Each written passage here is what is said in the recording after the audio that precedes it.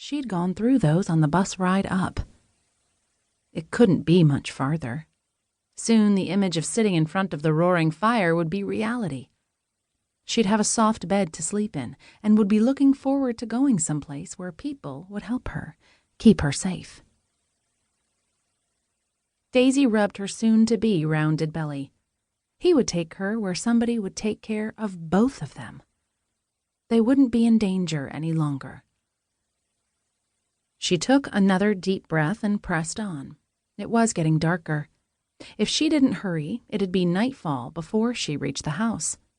Then the bigger wild animals would wake and hunt, if they weren't already.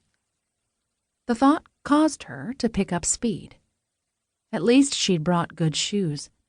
With the heat wave, she'd been tempted to wear her sandals, but sneakers were the practical choice for the trek through the woods. Sweaty feet was barely an inconvenience, and besides, the woods provided shade. Then she saw it. The house. It hadn't been easy, but it had all been worth it.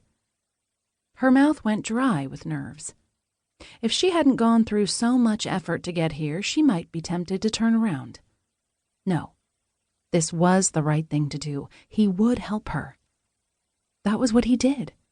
Helping people was his job, his passion. No chance he'd turn her away. Daisy's palms moistened with each step she took. Her breaths grew shallower. What if he did refuse to help?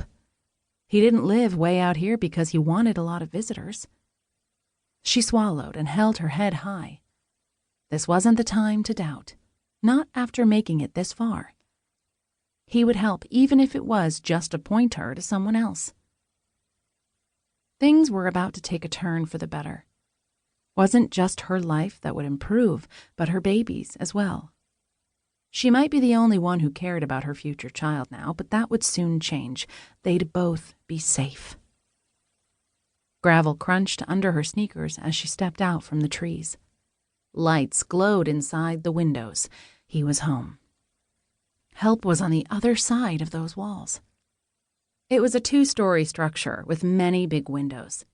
All the curtains were drawn, but she imagined the inviting scene behind them. No smoke came through the chimney. She'd been silly to imagine sitting in front of a fireplace during the hottest part of the summer. It was just that a fireplace and hot chocolate brought feelings of security from days when those who loved her used to protect her. Daisy stopped in front of the porch, took ragged breaths. Her life was about to change forever. Tears stung her eyes. She blinked them away and cleared her throat.